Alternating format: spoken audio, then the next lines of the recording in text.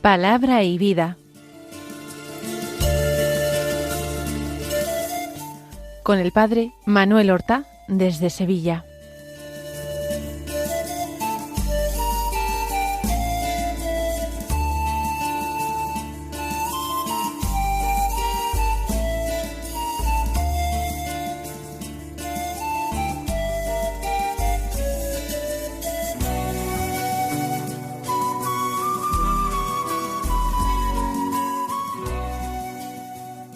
En el nombre del Padre, y del Hijo, y del Espíritu Santo. Amén.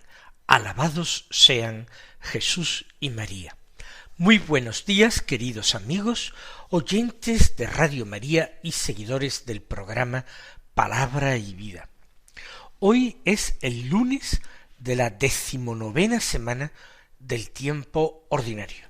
Este lunes, que es día 14 de agosto, nos encontramos con la fiesta de un santo mártir del siglo XX, San Maximiliano María Kolbe, que nació en Polonia en el año 1894, que desde niño fue devotísimo de la Santísima Virgen María.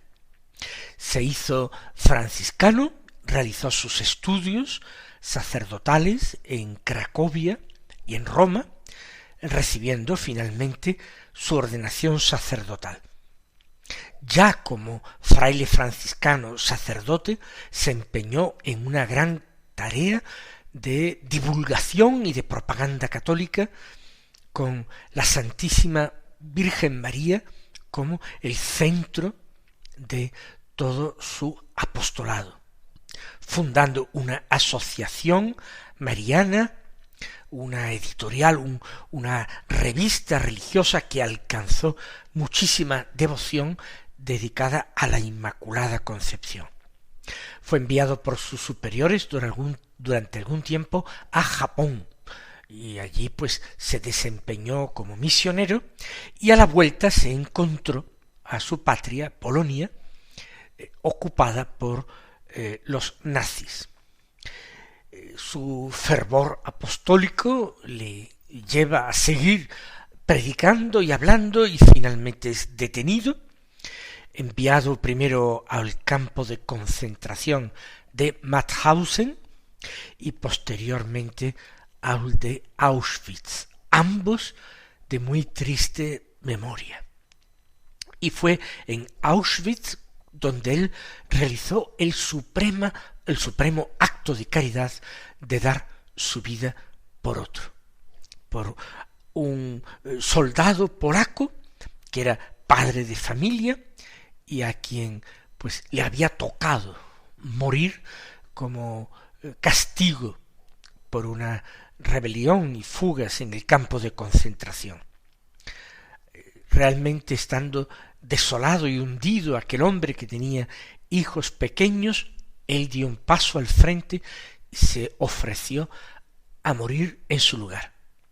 Hubo desconcierto entre quienes serían sus verdugos, pero finalmente dijeron que aceptaban, y él fue recluido en una celda sin que se le pudiera dar alimento. Falleció víctima de su propia caridad y del odio del demonio que odiaba a la Santísima Virgen y por tanto a su gran apóstol. Murió un 14 de agosto del año 1941. Fue beatificado por San Pablo VI en 1971, 30 años después, asistiendo a la ceremonia de beatificación aquel hombre a quien él había salvado la vida con su sacrificio generoso. Finalmente fue canonizado por un paisano suyo, San Juan Pablo II, ya en 1982. El día de hoy, 14 de agosto, tiene una peculiaridad, Y es que la liturgia del lunes de la 19ª semana del tiempo ordinario sólo se celebra durante la mañana, porque el 14 de agosto por la tarde ya celebra vísperas, primeras vísperas de la solemnidad de la Asunción de la Santísima Virgen María, que es mañana.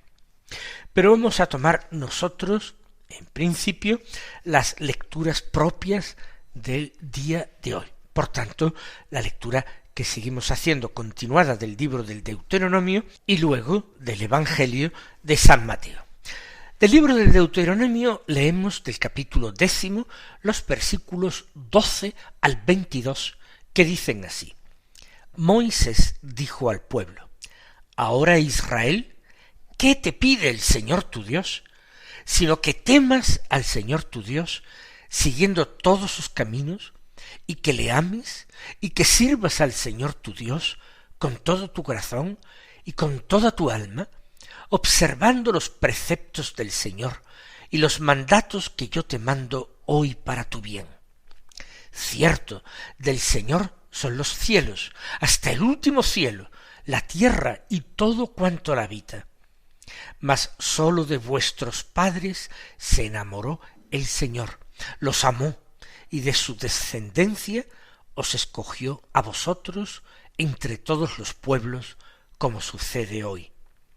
Circuncidad vuestro corazón, no endurezcáis vuestra cerviz, pues el Señor vuestro Dios es Dios de dioses y Señor de señores, el Dios grande, fuerte y terrible, que no es parcial, ni acepta soborno, que hace justicia al huérfano y a la viuda, y que ama al emigrante, dándole pan y vestido. Amaréis al emigrante, porque emigrantes fuisteis en Egipto. Temerás al Señor tu Dios, le servirás, te adherirás a él, y en su nombre jurarás. Él es tu alabanza, y él es tu Dios, que hizo a tu favor las terribles hazañas que tus ojos han visto. 70 eran tus padres cuando bajaron a Egipto, y ahora el Señor tu Dios te ha hecho numeroso como las estrellas del cielo.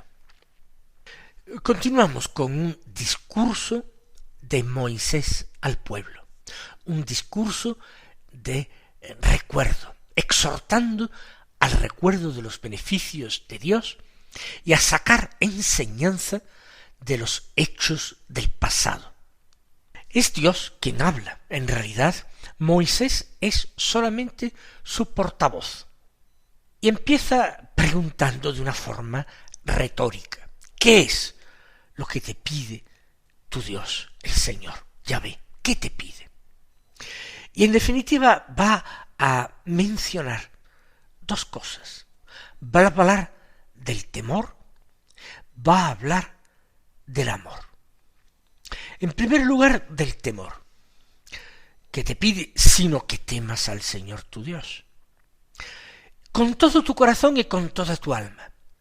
Curiosamente, en otro texto que ya hemos leído, se hablaba de amar a Dios, capítulo 6 del Deuteronomio, con todo el corazón y con todo el alma. Y ahora se le pide lo mismo, que lo temas con todo tu corazón y con toda tu alma.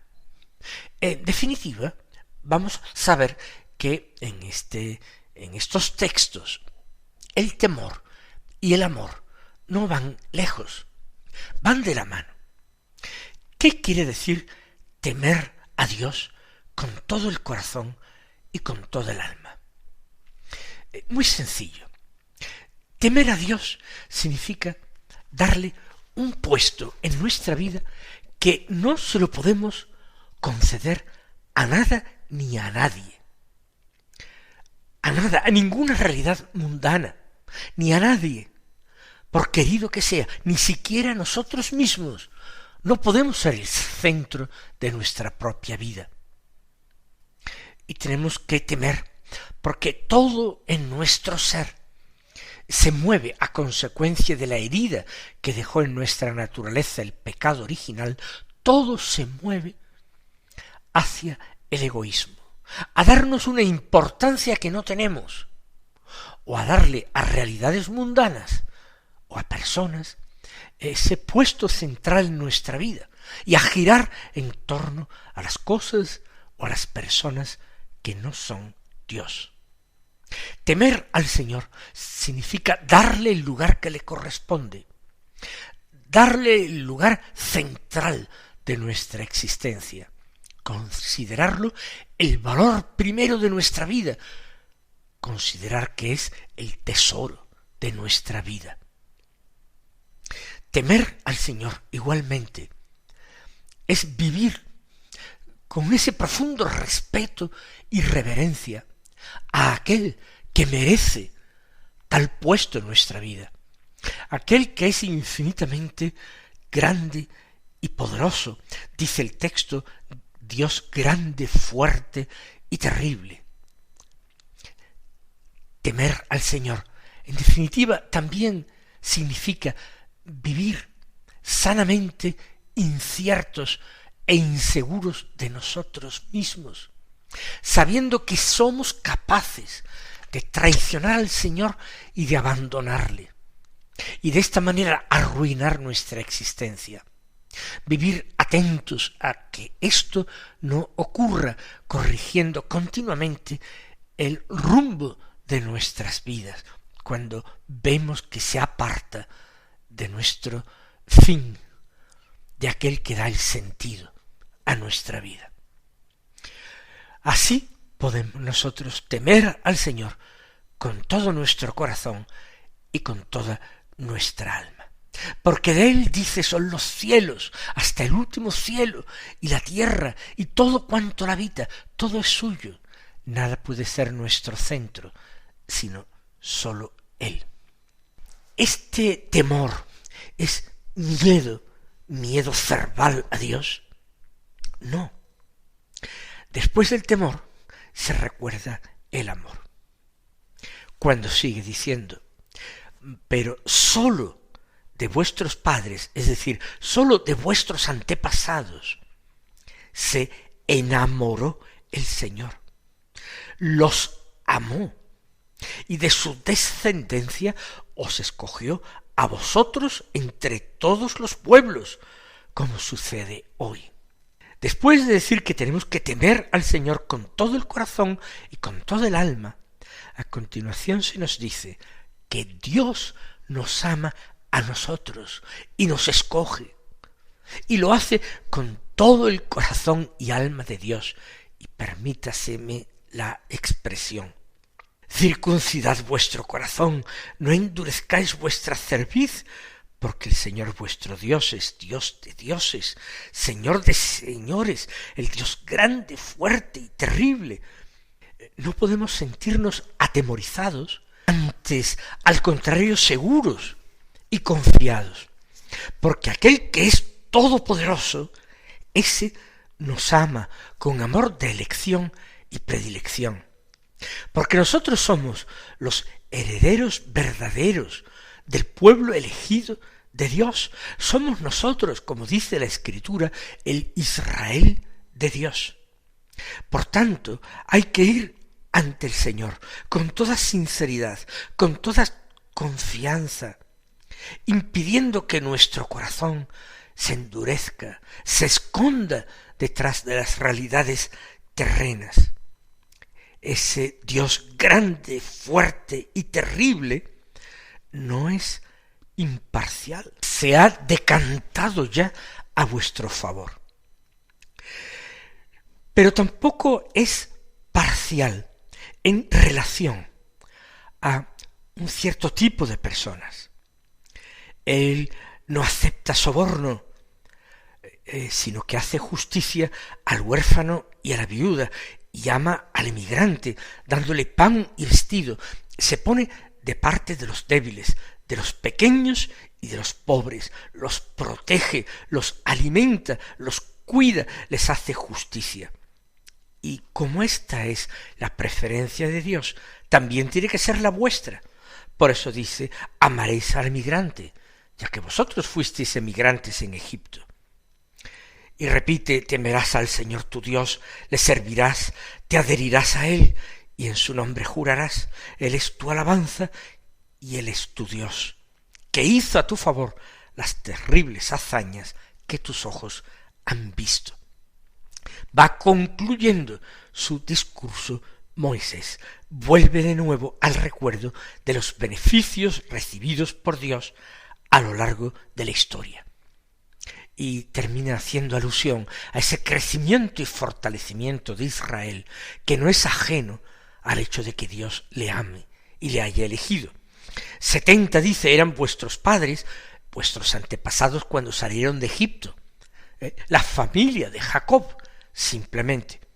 Y ahora el Señor tu Dios te ha hecho numeroso como las estrellas del cielo. Ahora es un pueblo que cuenta por miles y miles y decenas de millares a sus miembros. Vamos nosotros también, no sólo como pueblo, sino como individuos, a alcanzar la bendición del Señor.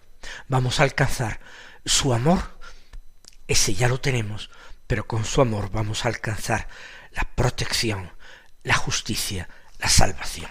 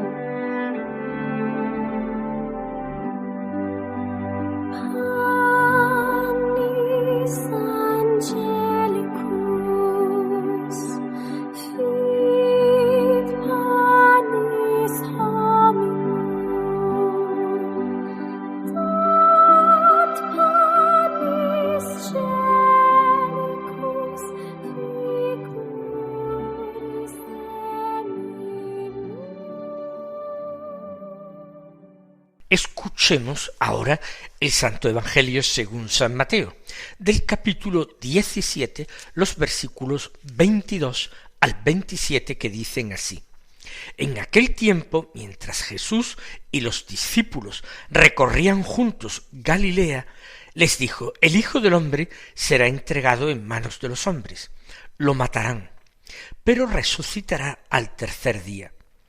Ellos se pusieron muy tristes. Cuando llegaron a Cafarnaún, los que cobraban el impuesto de las 2 dracmas se acercaron a Pedro y le preguntaron: ¿Vuestro maestro no paga las 2 dracmas? Contestó: sí. Cuando llegó a casa, Jesús se adelantó a preguntarle: ¿Qué te parece, Simón? ¿Los reyes del mundo a quiénes les cobran impuestos y tasas? ¿A sus hijos o a los extraños? Contestó: a los extraños. Jesús le dijo: entonces los hijos están exentos. Sin embargo, para no darles mal ejemplo, ve al mar, echa el anzuelo, coge el primer pez que pique, ábrele la boca y encontrarás una moneda de plata. Cógela y págales por mí y por ti. Es un episodio singular, curioso, y se trata de un milagro poco conocido de Jesús, que en definitiva se realizó en beneficio de aquellos que dudaban de Jesús y que querían que en todo se sometiera a la ley de Moisés. Y Jesús condesciende con la debilidad de aquellos hombres sin fe, para que no se escandalicen, para que ellos puedan ir entendiendo poco a poco los planes de Dios. En primer lugar, Jesús hace un anuncio de su pasión mientras recorren Galilea. No fue el primero, recuerden que en Cesarea de Filipo, tras la confesión de fe de Pedro, que actúa como portavoz de sus compañeros, ya el Señor había anunciado la pasión, y que al descender del Tabor tras la transfiguración, vuelve a anunciar su pasión, todavía subiendo a Jerusalén antes de su pasión y de su muerte, volverá a anunciarla. En este caso, la reacción de ellos es la tristeza, aunque el Señor dice claramente que al tercer día resucitaría. Pero eso les resulta difícil de comprender en estos momentos. Se quedan solo con el anuncio triste y hacen caso omiso del gozoso. Pero el episodio central del Evangelio de hoy transcurre en la ciudad de Cafarnaúm, porque los cobradores de impuestos, un impuesto que se pagaba para el templo, la didracma, es decir, las 2 dracmas, acuden a Pedro, no se atreven a ir a Jesús, cuya majestad, cuya fuerza y poderío quizás temían la respuesta que el Señor podría darles. Van a Simón Pedro a preguntarle si vuestro maestro acaso no paga este impuesto, lo debe. Y Pedro contesta, sí lo paga. Pero en cuanto llega a casa, Pedro está dispuesto a decir a Jesús lo que le han dicho. Parece que están desconfiando y reclamándole algo que debe. Y Jesús, con ese conocimiento sobrenatural y esa penetración del alma de las gentes, no consiente que sea Pedro el que tome la palabra para dirigirse a él y le pida alguna explicación. Es él el que se adelanta y le pone esa comparación. Los poderosos, los reyes de este mundo, cuando cobran impuestos y tasas, ¿a quién se los cobran? ¿A los extraños o se lo cobran a sus hijos, a los de su propia casa? Esto último sería una tontería.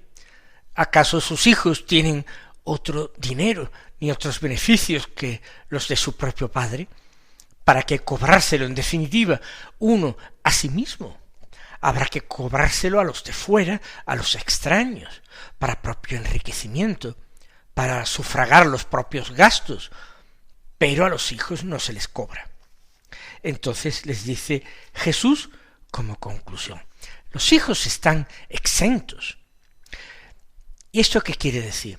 Que Jesús se está manifestando y revelando como el Hijo de Dios, porque era un tributo religioso para el templo, y quien tenía que contribuir a los gastos de la casa de Dios no eran los hijos de Dios, eran los extraños. Por tanto dice, los hijos están exentos, y el que es hijo de Dios está exento de pagar tributo. Pero añade, para no darles mal ejemplo, para no escandalizarles, le dice, ve al mar, echa el anzuelo, pesca un pez, el primero que pique, lo sacas, le abres la boca, y se encontrarás allí una moneda de plata. Págale por mí y por ti también el impuesto. Deliciosa manera de zanjar la cuestión, de no poner a prueba más todavía la fe de aquellos hombres débiles. Y al mismo tiempo de tener en cuenta a Pedro. Mis queridos hermanos, el Señor os colme de sus bendiciones y hasta mañana si Dios quiere.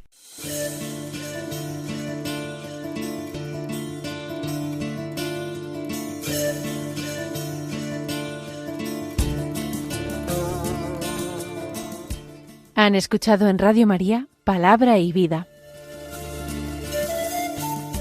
un programa que dirige el Padre Manuel Horta.